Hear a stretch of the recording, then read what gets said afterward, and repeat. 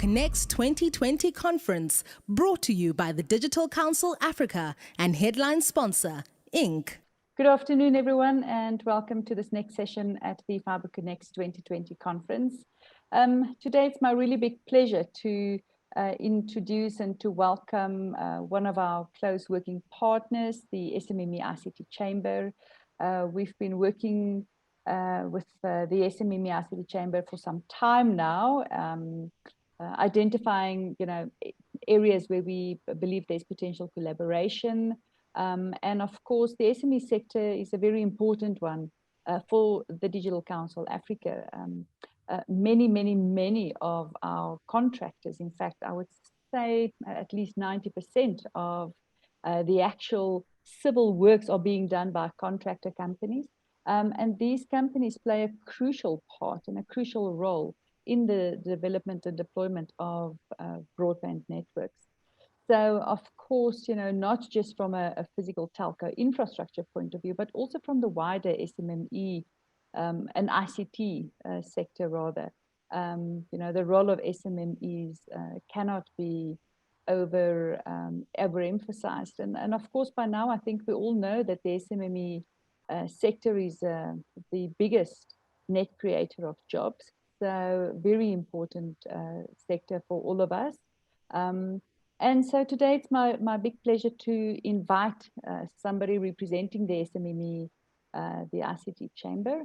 And today we're inviting Val Moodley to this platform.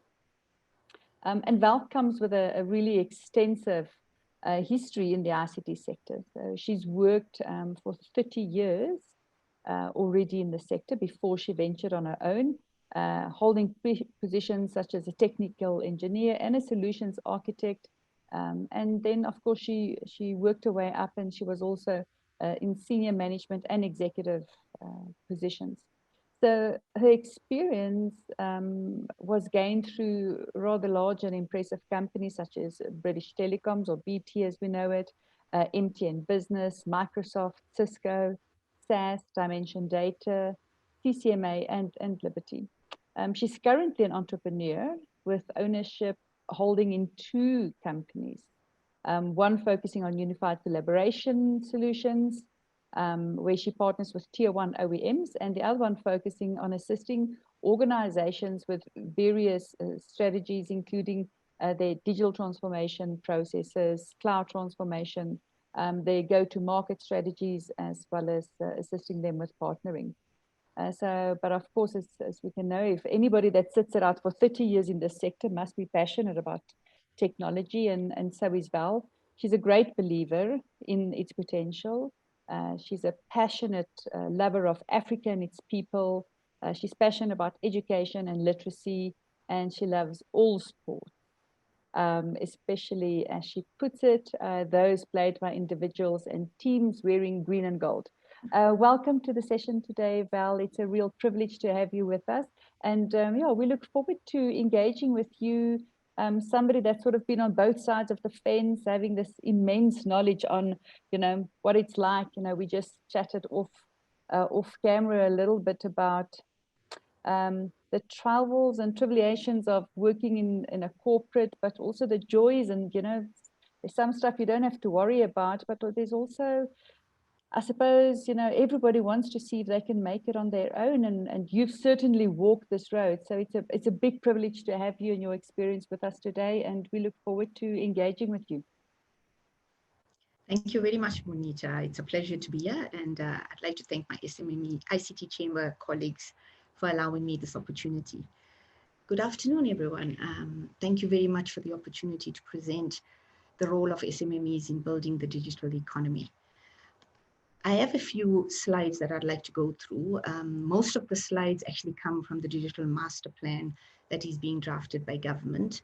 And the presentation is going to take the structure of understanding how SMMEs can impact a few of those areas within that master plan. So from an SMME landscape perspective, there are some challenges running an SMME, and these are all SMMEs, not those ones specifically within the ICT sector. A lot of the businesses are quite young, so approximately 60% of them have been in operation for less than 3 years. 70% of those are operating their businesses for the first time, so they brand new entrepreneurs. A key challenge is access to funding. You will find that sometimes for large projects, it's easier to get funding from banks versus from any sort of government funding or government agencies. Access to their specific market is a key challenge for most SMMEs. So just getting access to the market from a sales perspective, from buying opportunity perspective. There's many regulatory challenges in each of the different segments or sectors that they operate within. Being within ICT, we ourselves meet some of those challenges, and we need to overcome them in our process of operating our businesses. A huge challenge for many SMMEs is the lack of business management skills. So one would find that many entrepreneurs start their business because they have a niche specialization. That could be in ICT, it could be in accounting, it might sometimes be in legal, it might sometimes be in just opening a spaza shop, it might be opening a little mini mobile business somewhere in a township or in a village. But in many of those instances, there's a lack of business management skills. So while I might be really great at an ICT specialization, in my specific example, it will be in collaboration or in networking or in cloud, I do not know everything about legal, or I do not know everything about compliance, or I do not know everything about finance. And so it requires me needing to go out and find those business management skills. I try as hard as possible to find them through other SMMEs, but without those skills, it's very difficult to keep a successful business operating. The cost of labor is quite expensive. So as you're trying to build and grow your business and increase your skills levels, the cost of labor continuously increases. And there's ever increased competition within the space of SMMEs. Sometimes you're not even competing with people of your own size. So it's a little bit easier to engage at that level. In some instances, you actually are competing with the big players in each of the different sectors. Having said all of that, there are major opportunities from an SMME perspective. We have the ability collectively to improve employment across the country. If each SMME employs 2 to 3, maybe up to 5, maybe even 10 people, we have the ability to increase at large scale the employment levels of South Africa. We can also thereby increase the economic stability of communities, local communities, provincial communities, and thereby the entire country. So, employment automatically improves economic stability. Skill development is a huge opportunity within SMMEs. One finds that when you're an SMME, you become multifaceted, you become multi-skilled. You learn things that you sometimes didn't want to know, but you have to know. But you also pass on those skills to everyone else within your team. So it gives you the ability to engage, especially with youth, and teach them at a very early age and at a very early time in their careers, certain key business aspects, key business criteria that's required to run a business.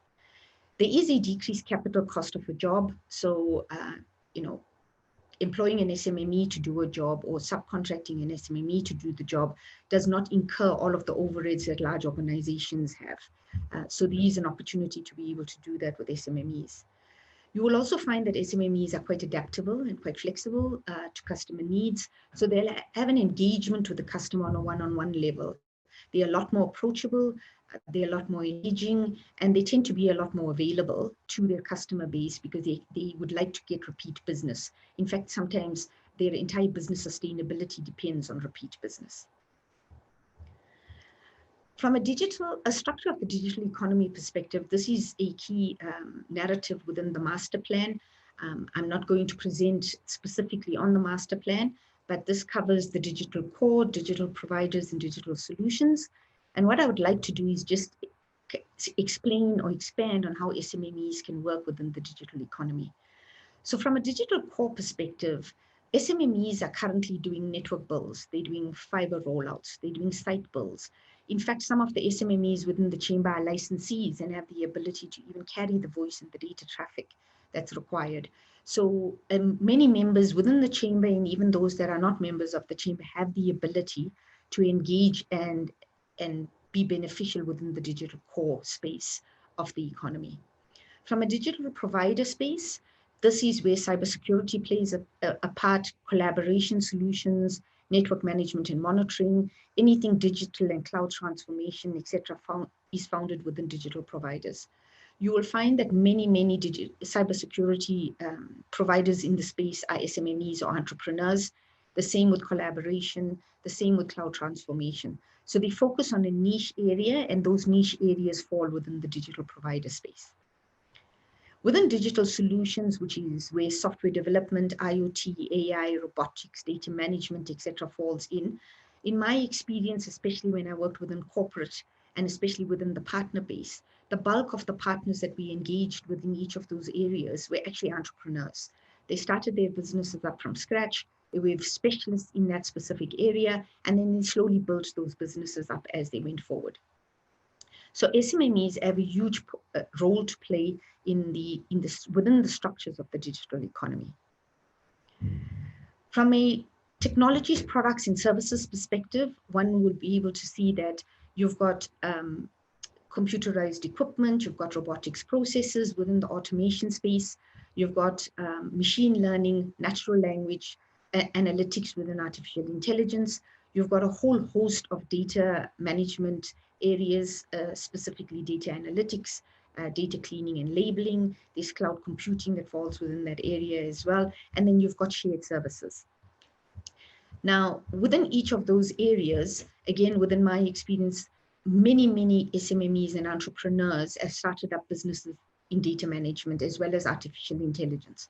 They have found that it's much easier to take their niche specialized skills, create a small business from it, and eventually grow that business into medium-sized organizations. What we've also found is that they are so successful in some of those areas that they either get they either partner with much larger organizations to provide those niche services, or in fact, in some instances, they actually get acquired by larger organizations. On the left-hand side, we've got some stats that are quite global. It is estimated that the digital economy contributed 15% to global GDP. It says that 10% is for developing countries. Unfortunately, in South Africa, we don't have quite a strict measurement on it, so it's quite estimated, and it's quite varied between 2 and 19%. We also estimate that in South Africa, it is estimated to grow at 3%, which is an equivalent of $12 billion to the South African economy in the next 2 to 3 years. So again, huge advantages and huge opportunities, not just for the digital economy and digital players in South Africa, but also for SMMEs and entrepreneurs. There are 4 big bets that the master plan talks to. And we will cover these 4 big bets as I talk through each of them with a specific focus on the SMME opportunity within each of them. So the 4 big bets are physical technology production, transformative technology applications, digital platforms, and digitally traded services. So in physical technology production, here we're talking about actually physically manufacturing the hardware or components of the hardware that creates the technologies that we all are dependent on or utilize. In some instances, it could be chips or board production, it could be sensor production, it could be certain modules, even power sources, etc., that fall within that space. The World Economic Forum specified these key areas for technology production. It includes things like 3D printing, advanced materials and nanomaterials, space technologies, computing technologies, etc. An SMME example of this is someone who was who actually acquired technology from the UK. They needed it for a small business. They were looking at monitoring solutions in a very niche environment, and they imported the technology initially. They then looked at the technology. There were a lot of enhancements that they'd acquired, and they thought it was best that they actually started it from scratch. That small business right now is a proudly South African business that is engineering all of the technology locally. There's lots of electrical engineers and mechanical engineers who are working with this technology, and they're engineering all of that in South Africa. They're utilizing this technology in Italy, in Peru, in Mexico, etc., to be able to utilize it for that niche solution offering. So this is already happening within the country, and it could be enhanced and increased from an entrepreneurial perspective. The second area is transformative technology applications. This is where we're talking about things like IoT, artificial intelligence, robotics, drone technology, etc. And it is estimated that universities, councils, some established businesses or private businesses work in the discovery phase. So they do some of the research and design, etc. But SMMEs have a huge role to play in the development and pre-commercialization, as well as in the commercialization space. So they can definitely assist with prototyping, doing market assessments, furthering product development, and then commercializing those solutions to take to market. They also have the ability to scale, and because of their flexibility and agility, they're able to take these solutions out to market at a much faster rate and are quicker in the go-to-market strategies than large organizations. And then they can bring back market development back into the organizations or back into the teams that are developing the solutions. So SMMEs, again, have a huge role to play in transformative technology applications. One such organization that has done this is Aerobotics, who actually works in the farming and agriculture space. They're a South African business that is currently operating in 18 different markets, and they actually use drone information, not drone technology, but actually the information that is collected from different drones. And they collect all of this information, put it into the cloud, and they offer various services to small farmers. Farmers have the ability to look into that information and have a look at pest control, disease control, yield management, and all farming requirements that will be required in that space. Again, an entrepreneur who's used technology to be able to assist from an agricultural perspective. One of the key benefits for them is they've taken this entire environment and put it into the cloud, and that gives them the ability to scale to those different 18 countries. They don't physically have to be in those countries. The third area that we talk about here is digital platforms. And many of you would be consumers of digital platforms, if not involved in digital platforms. So if you've ever used Uber or you've ever used Airbnb, these are the platforms we're talking about. And they essentially have the ability to build and enable technology usage from a consumer perspective, but also from business to business perspective. In South Africa, 70% of the digital platforms that are utilized in South Africa are actually local platforms, while 30% or 29+% is actually international platforms that are utilized in South Africa. So those would be the Uber and the Airbnb, etc. But the 70% are actually platforms that have been created specifically for the local market. SMMEs have a key role to play in this. They have the ability to improve scalability to wider reaches of the country. They can create relevance to low-income consumers. So one can build on existing platforms to be able to take those platforms to additional consumers. And then you can build on shared platforms. So one of the key platforms is shared infrastructure, shared server and cloud infrastructure. So wanting to build a platform now gives you the ability not to own the infrastructure, not to own the hardware and service and software that it sits on, but to actually lease it as and when you need it, and to grow as and when you grow or your services grow. So these are some of the platforms that are operating in South Africa at the moment. On the left-hand side is all the international platforms, and on the right-hand side are actually local platforms that have been built for the South African environment or consumer base, and who are actually managed in South Africa. So these are just some of the ones, but this is an opportunity for us to just keep building these platforms to be able to scale out into the rest of the country and possibly actually the globe. The last one we talk about is digitally traded services. These are services that are specifically around things like software, gaming, social services, etc. They also include next-gen technologies, and they utilize next-gen technologies for these. Now, one of the key things that has happened to South Africa in the recent past is that we've offshored a lot of our work.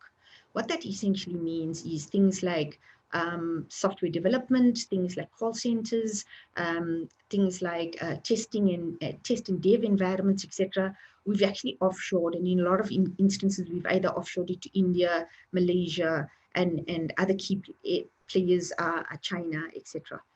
One of the key focuses of the Digital Master Plan is actually to bring those solutions or bring those offerings back into Africa. So you will see on the left-hand side, we talk about 5 years from 2020 to 2023, where the bulk of it is sitting in first world countries or developed countries. And where we're talking about for the next 10 years, we actually want to incorporate many of those coming into South Africa. South Africa is being seen as a country that offers great professional services. So accounting services, legal services, HR, outsourcing, etc. Is South Africa seen as a niche player in those professional services areas. So it gives us an opportunity to be able to bring some of those services to be sourced and managed and actually run out of South Africa, but offering services all over the globe. So this is a key initiative for us. And a lot of those professional services are actually SMMEs. We need to create the platforms for those SMMEs to make their offering virtual and to make it available electronically all over the world. Once again, these are some of the services that we were talking about. So, there's personalized social services, there's reshoring, there's government citizen services. One of the key areas we need to focus on is actually digital contact centers. We have the ability to be able to bring some of the contact center environments back into South Africa, or at least start utilizing it for our own local purposes within the environment. One of the key challenges for South Africa is for us to create this environment for ourselves to start with.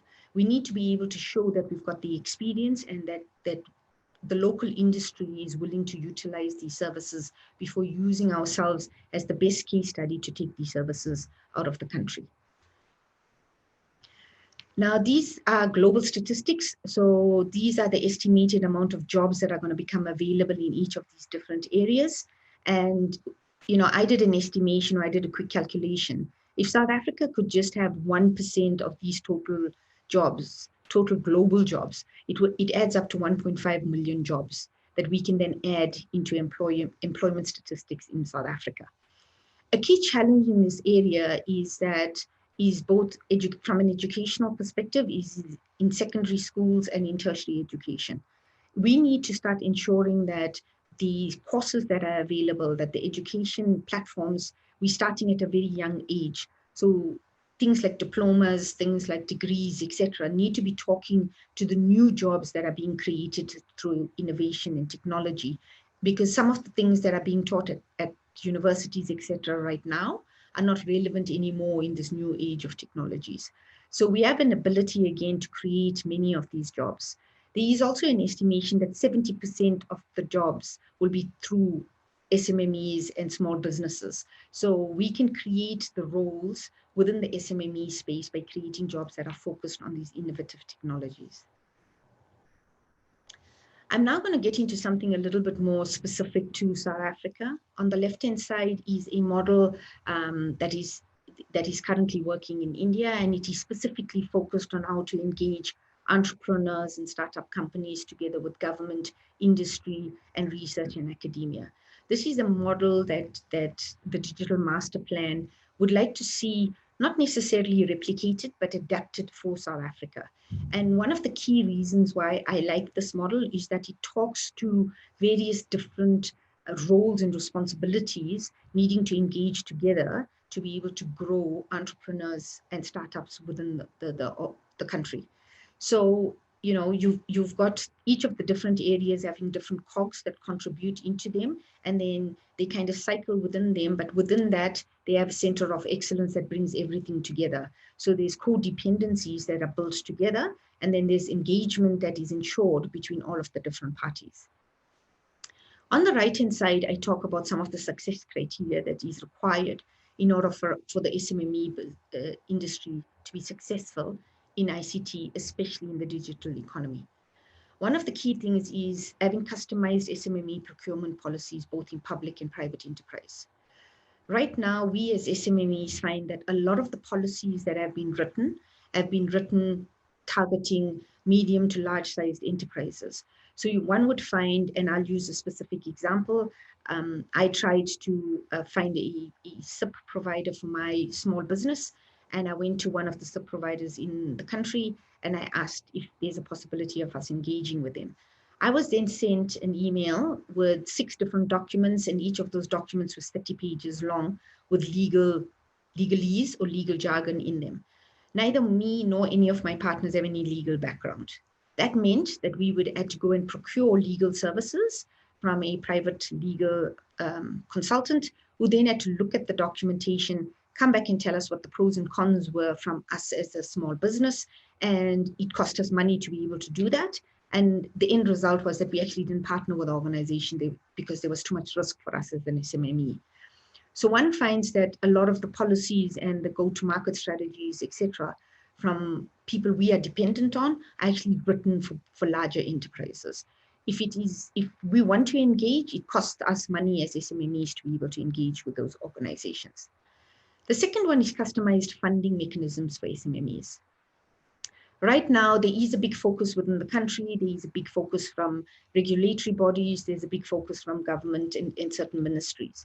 However, a lot of it has to be done through policy and regulation, and that takes a long time. There are SMMEs right now who don't see past 3 years of longevity. And that is largely because we require lots of capital funding in order to either start the business or run and operate that business, at least in the first year. Another example is I work in quite a capital intensive business, and none of my distributors that I work with would give me any sort of credit terms. That meant that in order to do my first customer, I needed to have 500,000 rands worth of capital in order to purchase the technology required to support that customer. So I only get paid 30 days after implementation, which is 60 days after I've actually spent the money. So customized funding mechanisms for SMMEs is a major requirement from all SMMEs, not just those in the ICT sector. Broadband scalability and access is a key feature, especially in ICT. We can talk about 4IR technologies, we can talk about applications, we can talk about platform, we can talk about all of those very nice discussions I had in the earlier slides, but without large broadband deployment, without scalability, without accessibility, none of this is going to make a difference to the broader reaches of the country. Basic business management is a major requirement, and if this could become part of incubators and incubation offerings for SMMEs, it would be a huge benefit. Just basic account management, basic compliance management, basic regulatory understanding in the sector that they operate in. Some basic business management skills is key. The bulk of the entrepreneurs and SMMEs in South Africa actually started by people who have a specialized skill, but they're not lawyers and they're not accountants, and they don't have the ability to be able to run their businesses and operate their businesses, especially after they become an operating business. So there's some basic business management skills that are required. Specific go-to-market strategies for SMMEs. This comes back to my SIP example. If there's an opportunity for individuals who want to have an SMME strategy to make it quite customized for engagement with SMMEs, we want it quite simple. We want it dumbed down. We want to have the ability to be able to sign on the dotted line when we get a proposal without having to incur costs to have it legally or financially reviewed. Incentives for local digital content. We need to figure out how do we incentivize people for creating local digital content. Right now, the bulk of the content most of us access is international, but we are slowly improving that, but we need to create incentives to increase and accelerate those. And then we need to have improved financial metrics for SMMEs. Right now, a lot of us tend to get managed and measured in exactly the same way as medium-sized organizations, and some of those metrics are even applicable to large organizations. So if there's a way to give us better financial metrics, so what I'm talking about there is extended debtors days. Pay SMMEs a lot sooner than you would. So instead of having a 60-day credit term with SMMEs, is it possible to make it a little bit less? So 15 days would be a huge improvement for most SMMEs because most of them actually live off what they make. I'd like to just spend a couple of slides on the SMME Chamber. I am representing them, and I think it's important that I give them some airtime. Contrary to popular belief, SMMEs might be considered to be unskilled, etc. But within the Chamber itself, I am privileged to work with many of my colleagues who have a multitude of skills. Some of them have multiple skills, and some of them are very skilled or specialized in a specific area. So we go from everything from the strategy stuff around strategy creation and management, go-to-market strategies, digital and cloud transformation, project management, all the way into more technical environments like cybersecurity, software and application development, rapid network build and configuration. As mentioned earlier, many of our members have licenses themselves, and they actually roll out and build networks in some of the provinces and local municipalities. We also have network designers, architectures, we do implementation and network management. So there's a whole range of skills within the chamber that we have access to. We cover the technologies that are on the right-hand side, so everything network related, whether it is core, whether it's transmission, whether it is access. We cover everything security related, including cybersecurity and information security. We do call center collaboration, anything software related, including data management and analytics. And we do the provision of infrastructure support, professional services, and managed services. So many of us run and operate businesses across multitude of these different technologies, and some of us are quite specialized in actual business we run. We've got decades of experience within the business. I'm just one member, and I've been in the industry for more than 30 years. Some of them, we've got some members who have been in the industry a lot longer than I have. And, they've worked in systems integrators, in OEMs, in telecom providers, in the finance sector, in the mining sector, in government.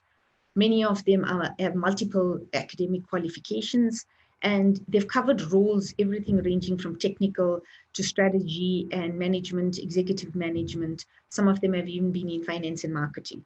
So while we are an ICT SMME chamber, we do have people who are lawyers and chartered accountants in our chamber.